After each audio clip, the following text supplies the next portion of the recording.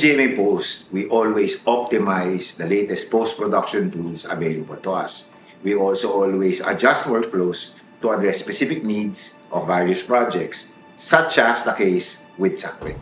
When we learned na magkakaroon ng Encantadia, which is Sangre, at first nakakatakot siya kasi we all know na complex siya, visual effects heavy siya. Yung mga CG requirements, that takes a lot of time, and then that takes repetitive shots to make sure na mag-complement kayo with the CG group. That's why we do a lot of pre-planning, time and motion, ganyan, para ma-implement din. 9 years ago, iba yung technology nun.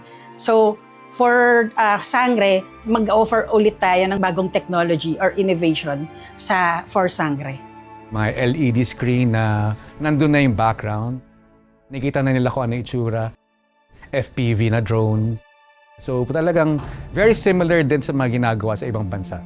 Performance capture technology gives us that extra layer of expression, both facial and body movements, that make a computer-generated character feel more alive and integrated to its environment.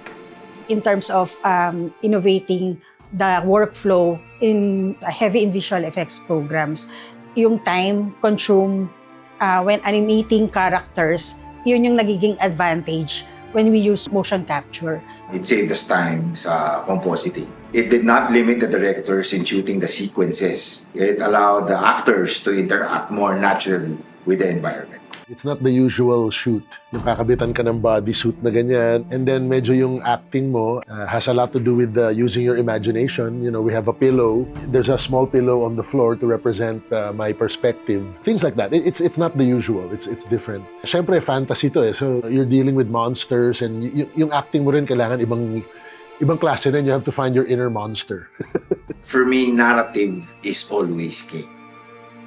Post-production is here to push that narrative further through editing, visual effects, music, sound design, and color grading.